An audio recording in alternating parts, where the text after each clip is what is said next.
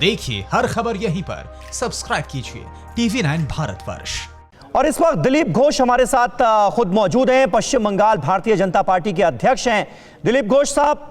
अब एक और आरोप लगाया जा रहा है पश्चिम बंगाल की सरकार की तरफ से कि वंदे भारत मिशन के तहत जो अलग अलग दुनिया के हिस्सों से भारतीयों को लाया जा रहा है उसमें भी पश्चिम बंगाल की अनदेखी की जा रही है, भेदभाव किया जा रहा है। इसमें देखिए दो बात है। पहले तो मैं इनका पुरानी बात को आपको बता रहा हूँ।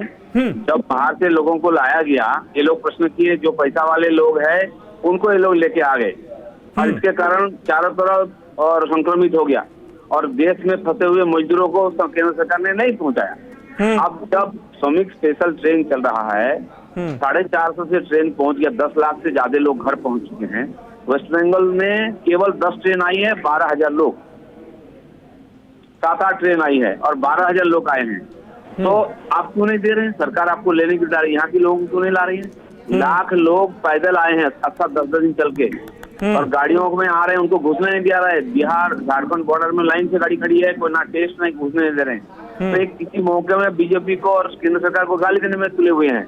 मैं कह रहा हूँ, आपने कब बोला केंद्र सरकार को कि हमारे बंगाल के लोग, दुबई में 5,000 लोग हैं जो हमको फोन कर रहे हैं बंगाल के लोग, तो उनको क्यों नहीं आप बोले? एक बार एविएशन मिनिस्टर को तो बोले, पीएमओ को तो बोले भाई हमारे लोगों को लाओ।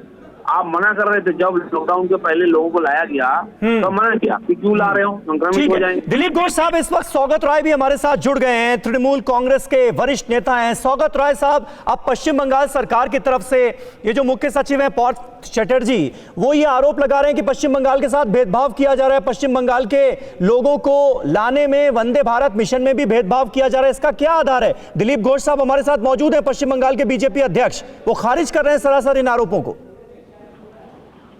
नहीं, आपको सवाल क्या है? सवाल सर ये है कि पार्थ चटर्जी जो कि पश्चिम बंगाल के मुख्य सचिव हैं, वो ये आरोप लगा रहे हैं कि वंदे भारत मिशन के तहत जो दुनिया भर के अलग अलग देशों से लोगों को लाया जा रहा है उसमें पश्चिम बंगाल के लोगों के साथ भेदभाव हो रहा है।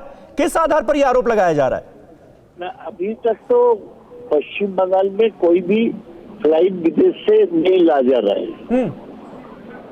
फ्लाइट दिल्ली से, बाहर से दिल्ली आ रहा है, बॉम्बे आ रहा है, बेंगलुरु आ रहा है, हैदराबाद आ रहा है, चेन्नई आ रहा है, लेकिन कलकत्ता का कोई फ्लाइट नहीं है।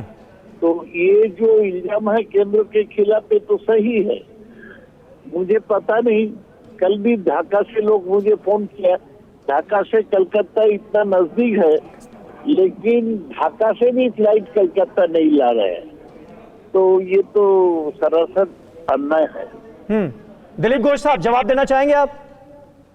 नहीं, मैं सौगत से पूछता हूँ, ये तो अचानक घोषणा नहीं हुआ है।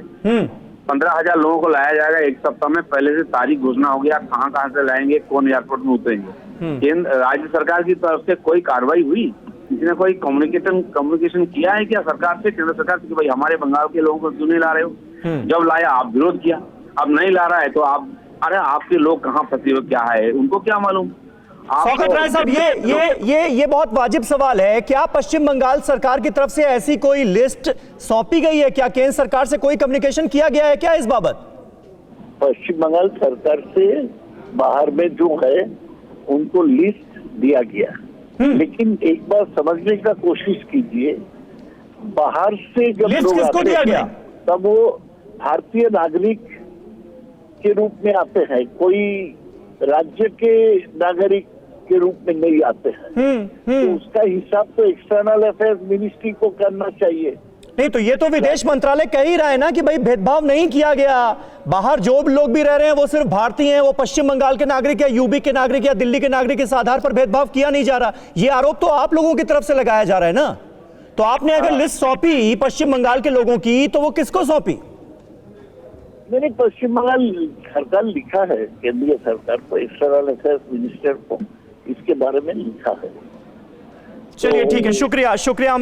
हमारे पास वक्त इतना ही था। सौगत रॉय साहब आपका और दिलीप घोष साहब आपका बहुत बहुत शुक्रिया। तो इस मसले पर भी अब पश्चिम बंगाल वर्सेस केंद्र सरकार हो गया है, राजनीति शुरू हो गई है। न्यूज़ टॉप 9 रोज सुबह 7 बजे और शाम 7 बजे सिर्फ TV9 भारतवर्ष पर।